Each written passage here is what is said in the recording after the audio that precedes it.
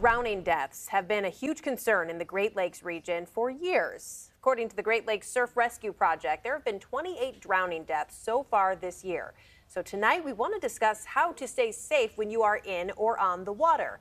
Joining us to discuss is Amy McMillian from the Huron-Clinton Metroparks. Thank you for being here today. Thank you for inviting me. So this is a really exciting time of year. People love the 4th of July holiday, the week all around it, but it's also a dangerous time of year, and a lot of drownings do happen. How should we be thinking about this going into the holiday? You know, it is a great time of year. We've been waiting for this all year in Michigan, right? But it is also a dangerous time of year. The 4th of July is one of the most dangerous times of the year when it comes to drowning.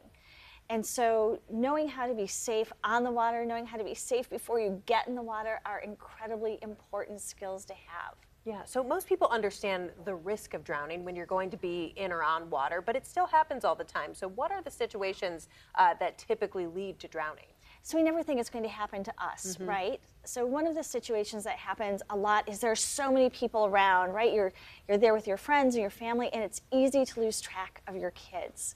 You can be a really great parent and still lose track of your kids, and that puts them at a particularly high risk for drowning. Alcohol consumption in any amount also elevates the risk for drowning.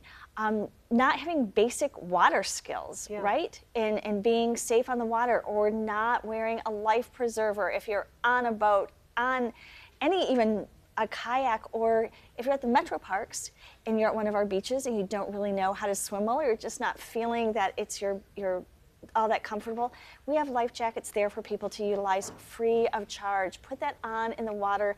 I promise you, no matter how worried you are about looking cool or not cool in life preserver, you will look so much better than being hauled out of the water because you went under and you couldn't swim. Yeah, definitely worth it. And speaking of those skills, I mean, the vast majority of children don't actually know how to swim, and we know the numbers are worse.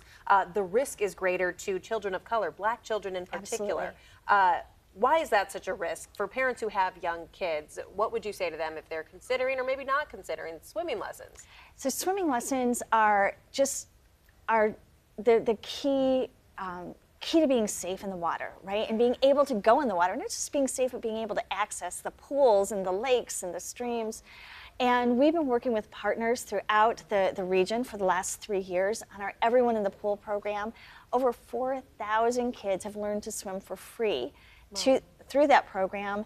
And the program started because we knew that the highest barrier for kids to be able to learn to swim is the cost of swim lessons. Swim lessons are extraordinarily expensive. And so we were able to work with partners who have pools and lesson programs to pay for those programs, to put kids in swimsuits and swim goggles and swim caps so there are no barriers to being in the water, and make sure that there are lesson programs available. And that program's still going. For anyone who wants to be involved, what do they need to know?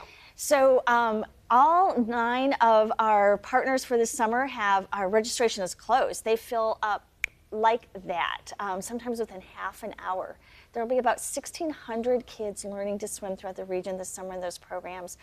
But we will have more programs in the fall and during the school year. So if you go to our website, metroparks.com, and just search Everyone in the Pool, you can see the schedule of where swim lessons are going to be and when registration will open. Now, is Everyone in the Pool part of the Huron-Clinton Parks initiative, or is that separate? It is part of our overall initiative with partners throughout the region. We have a number of initiatives that are part of our Metroparks and Me program, including supplemental science, but I know the big focus right now is on swim because everyone wants to get in the water and enjoy this wonderful time of year in Michigan. Yeah, what advice do you have for families who are getting ready to head out if they're nervous about it and their kids or even adults maybe don't have those swimming skills? You know, the biggest thing is not to overestimate your skills. Stay in the shallow end of the water and keep an eye on one another. And no matter how great your kids are, do not trust them when they say, I'll stay out of the water, because it is such a great draw that whether it's you or you designate somebody within your group, an adult who's keeping an eye on the kids, someone who's not part of the party, so they're not enjoying alcohol as part of the event, and knows where they are at all times. Yeah, and we're also dealing with a lifeguard shortage. A lot of lakes and pools themselves don't have lifeguards. Is there anything you would say to keep in mind if there's not a lifeguard on duty? So it goes back to keeping an eye on your kids, right? And even when there are lifeguards on duty, whether they're on duty at beaches or they're on duty in the pool, the more people are in the pool, the easier it is for somebody to go under the water. And if somebody is under the water, even for a very short time, it is hard to see them. So be actively engaged with the kids that are with you, with the adults that are with you, right? To make sure that people are not overheated when they get into the water, and that can make them susceptible to drowning. People who have medical conditions, it's important to keep an eye on them in the water too. It's not uncommon for folks to suffer, a cardiac accident in the water, or people who have diabetes. Keep an eye on your family when you're at the pool or you're on the beach. Sure. And then when it comes to swimming in lakes, we hear about rip currents, undertow. Any advice for if you ever wind up caught in that kind of situation? Yes, absolutely. The first thing is, and I know this is so counterintuitive, but it is, don't panic. Yeah. Do not panic. Take just that split second to get your thoughts centered and swim with the rip current. Go along the shore. Don't try to fight it.